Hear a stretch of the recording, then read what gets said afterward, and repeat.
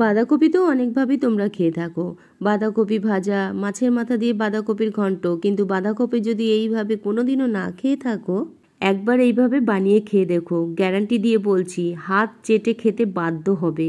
আর যাদের রান্না করে খাওয়াবে তারাও হাত চেটে খেতে বাধ্য হবে। না না, তোমার না, নিজেদেরই হাত চেটে খেতে বাধ্য হবে, এতটাই দুর্দান্ত টেস্টি হয় এই বাঁধাকপির রেসিপিটা। চলো তাহলে ঝটপট করে দেখে নেওয়া যাক কিভাবে বানিয়েছি বাঁধাকপির এই রেসিপিটা। আমি এখানে ছোট সাইজের একটা বাঁধাকপি নিয়ে নিয়েছি আর সেটাকে একটু কেটে রেখে দিলাম। এবার মিক্সিং জারের মধ্যে মাঝারি সাইজের একটা পেঁয়াজ দিয়ে দিলাম, কাঁচা লঙ্কা দিয়েছি, আদা রসুন দিলাম। এখন এই মশলাগুলোকে চপিং করে নেব, পেস্ট করব না। মিক্সার গ্রাইন্ডারে দিয়ে 1-2 বার ঘুরিয়ে নিলেই চপিং হয়ে যাবে। পেঁয়াজ, আদা রসুন, কাঁচা লঙ্কা চপিং করে নেওয়া হয়ে গেছে। এখান থেকে আমি অর্ধেক পরিমাণে আলাদা করে তুলে রেখে দিলাম আর এই অর্ধেক পরিমাণের মধ্যে আমি বাঁধাকপি দিয়ে দিলাম। বাঁধাকপিটাও এইভাবে 1-2 বার ঘুরিয়ে নেব, তাহলে চপিং হয়ে যাবে। পেঁয়াজ, আদা রসুন, কাঁচা লঙ্কার সাথে বাঁধাকপিটাও চপিং করে নিয়েছি। এখন একটা বড় মতো বাটির মধ্যে ঢেলে দিলাম। এখন এই বাঁধাকপির মধ্যে বেসন দিয়ে দিলাম, লবণ, হলুদ, গোলমরিচের গুঁড়ো, কাশ্মীরি লঙ্কা গুঁড়ো, জিরের গুঁড়ো দিয়ে খুব ভালো করে মেখে নিলাম।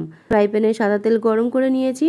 এবার কাবাবের মতো সাইজ করে নিয়ে গরম তেলে এক এক করে দিয়ে এপিট ওপিট করে লাল করে ভেজে তুলে নেব। বাঁধাকপির এই দুর্দান্ত স্বাদের রেসিপিটা যদি না বানিয়ে খাও পরে আফসোস করবে তোমরা। কাবাবের মতো করে ভেজে নেওয়া হয়ে গেছে, দেখতেই পাচ্ছ বেশ লাল লাল করে ভেজে নিয়েছি। এখন একটা কড়াই বসিয়ে দিলাম আর তার মধ্যে সর্ষের তেল গরম করে নিয়ে ছোট এলাচ, লবঙ্গ, দারচিনি, শুকনো লঙ্কা, তেজপাতা আর জিরে ফোড়ন দিলাম।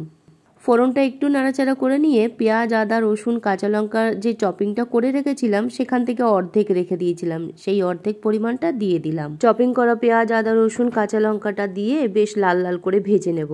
আর তারপরে এর মধ্যে দিয়ে দেবো একটা টমেটো পেস্ট। মাঝারি সাইজের একটা টমেটো আমি পেস্ট করে রেখেছিলাম, সেই টমেটো পেস্টটা দিয়ে দিলাম। টমেটো পেস্টটা দিয়ে পেঁয়াজ, আদা রসুনের সাথে বেশ কিছুক্ষণ কষিয়ে নেব আর তারপরে সামান্য পরিমাণে জল দিয়ে দেবো। জলটা দিয়ে 1-2 মিনিট মতো একটু ফুটিয়ে নিয়ে এর মধ্যে একটা মশলার পেস্ট তৈরি করে রেখেছিলাম, সেই মশলার পেস্টটা দিয়ে দিলাম। গুঁড়ো মশলার একটা পেস্ট তৈরি করে রেখেছিলাম আর এই গুঁড়ো মশলার মধ্যে আছে জিরের গুঁড়ো, ধনের গুঁড়ো আর কাশ্মীরি লঙ্কার গুঁড়ো। একটা বাটির মধ্যে জল দিয়ে গুলিয়ে রেখে দিয়েছিলাম, সেই মশলাটা দিয়ে দিলাম আর সাথে লবণ, হলুদ পরিমাণ মতো দিয়ে দিলাম। 2 থেকে 3 মিনিট সময় নিয়ে মশলাটাকে কষিয়ে নিয়েছি। মশলা থেকে যখন তেল ছাড়তে শুরু করেছে তখন এর মধ্যে 1/2 কাপ পরিমাণে টক দই দিয়ে দিয়েছি আর টক দইটা দিয়ে আরো 1 থেকে 2 মিনিট সময় নিয়ে রান্না করে নেব। 2 মিনিট পর পরিমাণ মতো জল দিয়ে দেবো। জল দিয়ে সমস্ত কিছু একটু ভালো করে নাড়াচাড়া করে দিচ্ছি। এরপর ভেজে রাখা বাঁধাকপির কাবাবগুলো দিয়ে প্রায় 6 থেকে 7 মিনিট সময় নিয়ে রান্না করে নেব। গ্রেভিটা যখন বেশ ঘন হয়ে আসবে তখন এর ওপর দিয়ে আমি দিয়ে দেব গরম মশলার গুঁড়ো আর একটু কাসুরি মেথি। তোমরা চাইলে ধনেপাতাও দিতে পারো। দেখো গ্রেভিটা বেশ ঘন হয়ে এসছে। এখন গরম মশলার গুঁড়ো আর কাসুরি মেথি দিয়ে ঢাকনা দিয়ে ঢেকে 2 থেকে 3 মিনিট সময় নিয়ে স্ট্যান্ডিং টাইমে রেখে দেব, তারপর নামিয়ে দেব। রুটি, পরোটা, ভাত সব কিছুর সাথে দারুণ লাগে খেতে। একবার এইভাবে বানিয়ে খেয়ে দেখো, আশা করি তোমাদেরও ভীষণই ভালো লাগবে খেতে। কেমন লাগলো তোমাদের আমার আজকের এই বাঁধাকপির রেসিপিটা অবশ্যই কমেন্ট করে জানিও। যদি তোমাদের ভালো লেগে থাকে একটা লাইক করে ভিডিওটা শেয়ার করে দিও প্লিজ।